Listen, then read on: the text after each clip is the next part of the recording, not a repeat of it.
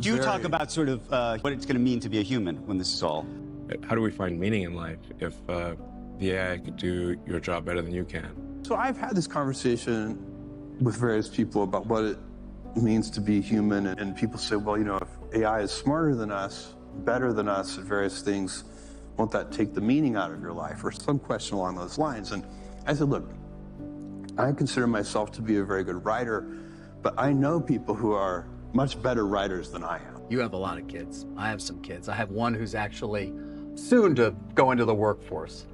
I struggle with how to advise him about a career when this technology exists and will only improve. And in fact, I don't think there's any single thing that I'm the best in the world at. If I go down, if I'm being really honest with myself, I can always find somebody. I know people who are better than me at math, people who are better than me at dancing, that's for sure. I'm just curious, when you think about advising your children on a career with so much that is changing, what do you tell them is going to be of value?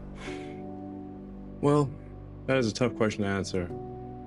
I guess I would just say to sort of follow their heart in terms of what they find interesting to do or fulfilling to do, and you know, try to be as useful as possible to the rest of society.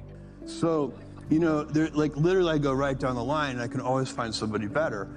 And yet that doesn't take meaning from it. If you only get meaning because you're the best in the world at something, then very few of us are going to have meaning in our lives. There isn't going to be a lot of meaning.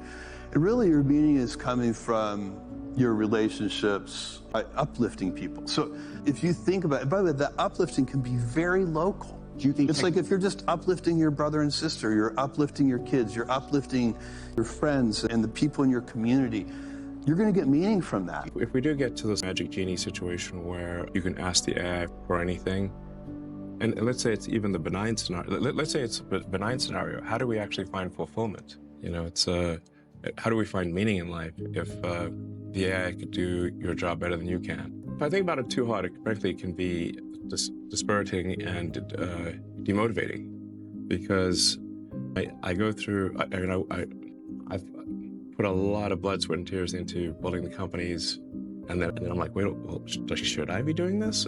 Because if I'm sacrificing time with friends and family that I would prefer but then ultimately the AI can do all these things, does that make sense? I don't know. To some extent, I have to have deliberate suspension of disbelief in order to remain motivated. So I guess I would say just work on things that you find interesting, fulfilling, and that contribute some good to the rest of society. I think technology has made that better or worse. We were talking to Prince Harry earlier. He clearly thinks social media, and I don't. Are you on social media?